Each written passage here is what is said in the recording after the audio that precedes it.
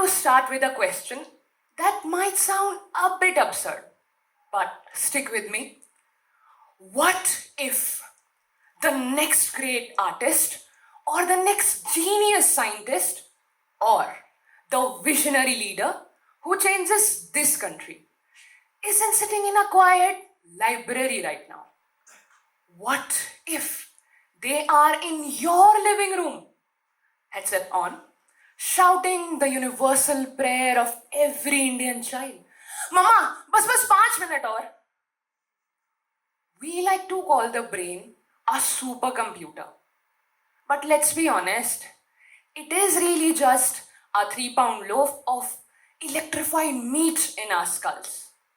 And that meatloaf, it loves to play. For years, we've been told that video games are a waste. We see a kid glued to a screen and we think distracted, lazy, escapism.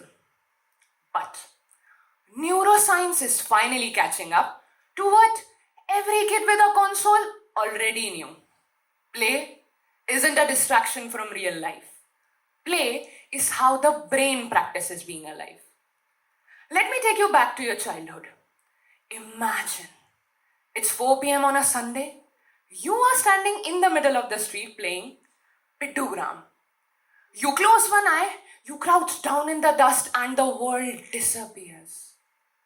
There is no homework, no scolding, and absolutely no heat. There is only you, the ball, and the angle, the physics of that shot. That focus, that is exactly what a competitive gamer feels when they are holding a sniper angle in any game. The medium has changed, but the brain is doing the exact same geometry. Now, let's imagine gully cricket. It is the last ball. You need 4 runs to win. The bowler is the older kid who bowls way too fast. And straight down the ground, Sharma uncle's glass window. If you hit that window, the match is over and you are into some great trouble. Your heart is pounding. You have to calculate the risk, the speed of the ball, the gap between the fielders, and the trajectory of that glass, all in 0.4 seconds. That tension, that is high stakes decision making. And today, gamers feel that same rush happen when they are 1 versus 4 in any video game. So the medium has changed, but the brains required, it is still the very same. Oh my god, was that the sound of glass breaking? Why does Sharma uncle have a broom in his hand? What happens now?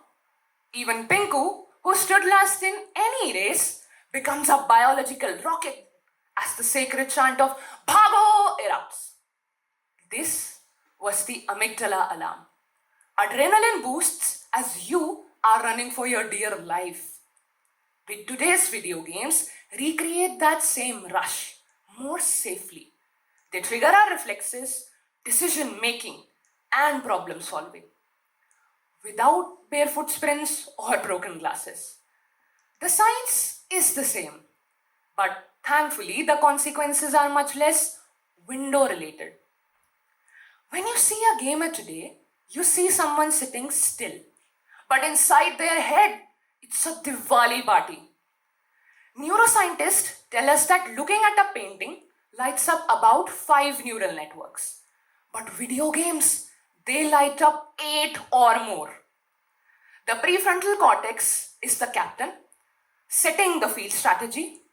The basal ganglia is the batsperson, twitching with reflex. The hippocampus is the navigator, memorizing the map. And this workout, it changes you.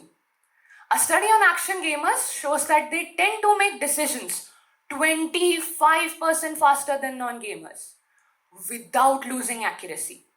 Think about that. While the rest of the world is still thinking about the shot, the gamer has already hit the boundary. This isn't lazy. This is controlled evolution. Just like video games themselves, from Pong to Mario, and now to AAA games, which are removing the line between reality and gaming through their hyper realistic graphics, immaculate storylines, and of course, the curiosity that they evoke. So now the question arises that why? Why do we play until our eyes burn and yawn at the very moment we open our textbooks? It comes down to two simple things that institutions often forget, but video games, they perfected. In school, we are given the answers. Bingo beta, here is the map of India, go memorize it. In a video game, you are dropped into a jungle with nothing. You see a fog-covered mountain, you see a closed door. This drives the brain crazy. It needs to know what's behind that door. So, you explore. You fail, you try again. You become curious. Researchers show that dopamine isn't just a reward for winning, it's the fuel for seeking. And video games, they are engineered to give us these unpredictable bursts of the happy hormone, training us to look at the unknown, not as some scary exam, but as a puzzle waiting to be solved. Now, think about studying for a board exam. You study in March, you get the results in May, the feedback is slow, it is boring. But in gully cricket, you miss the ball, clack, the stumps fly, you know instantly you've messed up. Video games, they are the same. You fail, game over. You succeed, level up. This creates a hyper feedback loop as we can correct our mistakes 6 times a second. This agency, this is what glues us to the screens. But we aren't addicted to the screens. We are addicted to competence. We aren't addicted to video games. We are addicted to the feeling of getting better right here, right now. In a world where people feel powerless, games allow us to be the heroes. But is it just reflexes? No, it is soul. I remember playing a game based on Indian mythology. I was just pressing buttons, but I was walking through ancient Rajasthan in my headset, with voices of goddess Durga guiding me. Somewhere between the digital sandstone and the monster that I had to defeat, I realized that this isn't just a toy, that this is therapy, that this is science, that this is art. Our brains have mirror neuron systems, empathy circuits.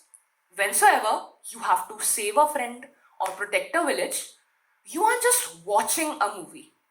You are making the choice. A choice so powerful that it defines you. Video games, they tend to uplift the more humane choice, building better individuals for the society. Allow me to introduce you to Matt Steele, who suffered from muscular dystrophy. He found his true self and deep connections as the character Ibelin in an online game. Though limited physically, his life online was rich with deep connections and friendships that gave him a sense of belongingness. When Max passed away, the powerful proof of these bonds was showcased when many of his faraway friends traveled to be there for his funeral, comforting his family and proving that the love and community he built online were truly real. Also, you'd be shocked to know that in 2011, scientists were stuck on a human immunity virus enzyme problem for over a decade. They turned it into a puzzle game. Gamers, normal people, solved it in 2 weeks. And doctors are nowadays using game engines to map the brains of infants in order to predict infant blindness with up to 92% accuracy. So I think it is fair to say that it is not just a time pass. The kid holding the controller isn't turning out of the world. The world is the same. Whether you are trying to hit that perfect 6 while protecting Sharma uncle's window, or protecting your base from a horde of zombies. Whether you are trying to hit that ball in Piddugram or aiming a sniper angle in any game, it is the same fire. It is the same focus. It is the same human spirit pushing itself to be faster, smarter, better. So why not us all start growing one neuron, one mistake, and one respawn at a time? Let us all play smart and not non-stop.